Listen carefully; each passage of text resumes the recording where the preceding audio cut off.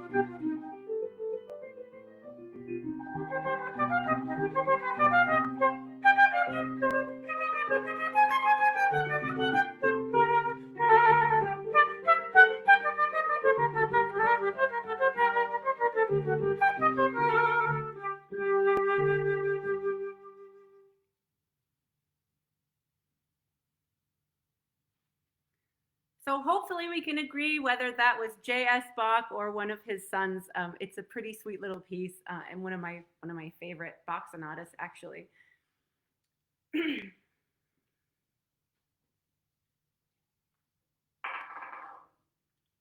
If you have heard me play before, you know that no concert that I do is complete without a piece of contemporary music. And so this next piece is a very short little work by Canadian flutist Robert Aitken, who was my professor's professor, my teacher's teacher. So I think of myself like his granddaughter. That's maybe a bit presumptuous, but I'm going to go with it. And I've studied a few times with him. I've had some lessons from Aitken and some master classes and things. And this little work, written in 1977, is one of his well-known works, and uses many extended techniques and harmonics. So much so that almost every note you hear has a sort of special effect on it. In other words, there's very few real pitches in this piece.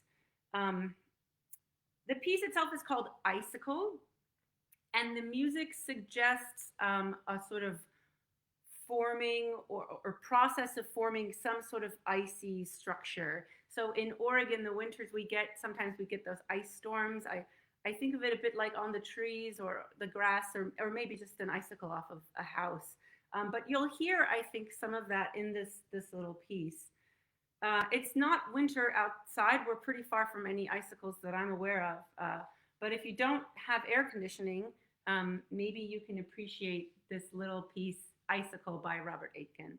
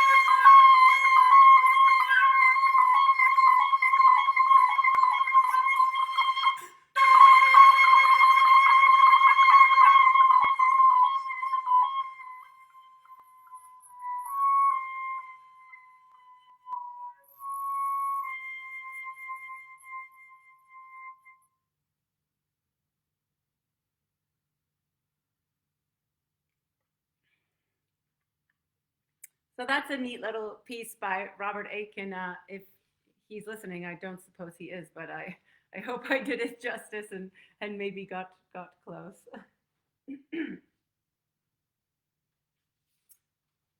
Up next is another little solo flute piece by the German composer Siegfried Karg-Ellert called Sonata Appassionata, which is written just towards the end of World War I while Karg-Ellert was conscripted into the infantry.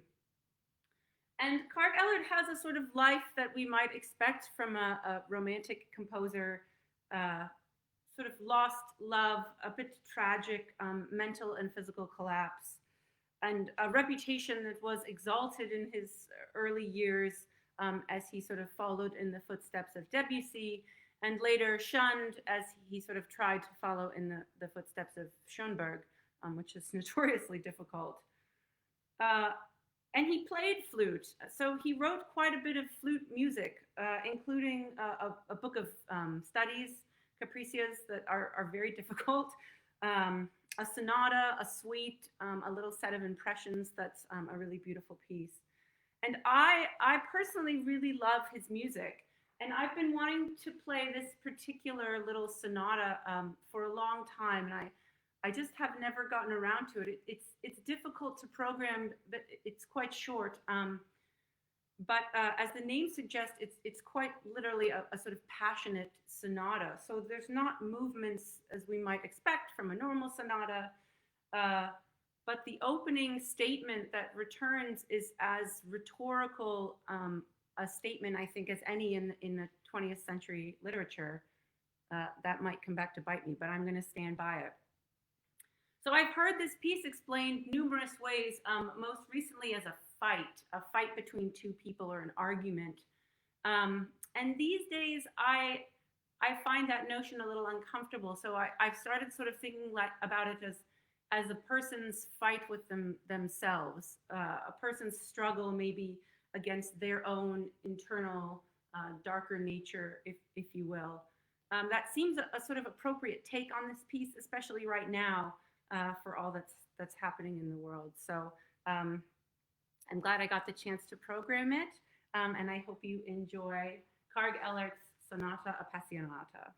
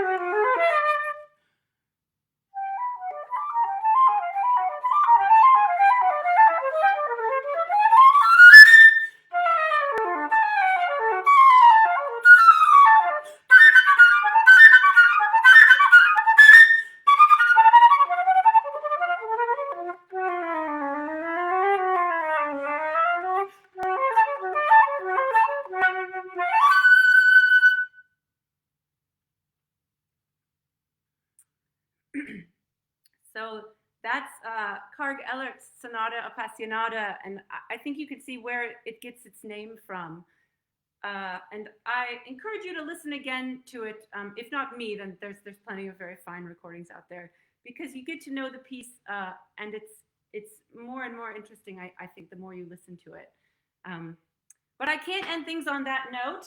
I think that's a little bit too dramatic, perhaps. So this last piece that I'll play for you this afternoon is a single movement from one of my favorite sonatas by the Georgian composer Otar Taktakshvili, which is a mouthful of a surname. And it's a really cheery, a sort of bright-like movement, the last movement in his flute sonata. And ever practical, Taktakshvili was a well-known Soviet composer.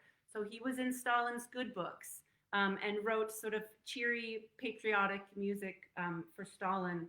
And not all composers, certainly during the 20th century, were so lucky in that part of the world. Once again, thanks to Paul Gardner for the pre-recorded piano track. It's made life a little easier, I think. I want to say a few thank yous just before I play this last little piece. Obviously, the folks at the church, the UCC Church in Corvallis, Ann Hawkins, Steve Zilke, Pastor Jen, for not just putting this concert together with these amazing musicians over the last weeks, but also importantly paying us, which is so appreciated right now. I think artists everywhere are always happy to do paid work, but especially now we are. So if you feel inclined to donate, or you're looking for ways to support music or me or any of the other musicians you've seen, I want to encourage you to donate to the church music program, which you can do directly on the church website, which is corvallisucc.org. Maybe Steve or Ann can put that up in the comments. And if you head to giving at the top, and you can click on donations, and you can give directly to the music fund of the church. So that will support musicians like me all throughout the year in their programming, which I think is really phenomenal. So I am getting happily reimbursed for this concert, paid for this concert. But if you feel inclined to donate, I'd encourage you to head there. So this is, again, the third movement of Otar Toktakshvili's flute sonata.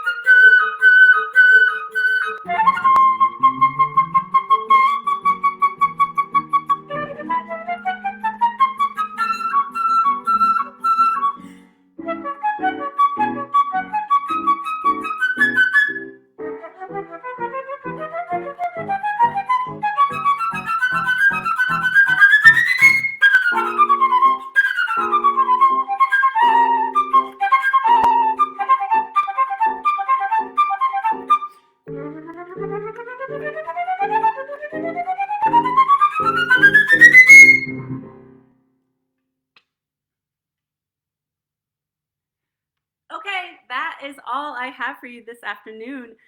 Thank you so much for tuning in. There's 47 people watching right now, which is amazing. This is the most fun I've had since this whole shutdown started. So thanks again to Steve and Anne for asking me to play, and for my family who's been tolerating quite a bit of practice in the last couple of months. There's nothing much else to do. So thank you all so much, and hope to catch up with some of you soon. So, ciao.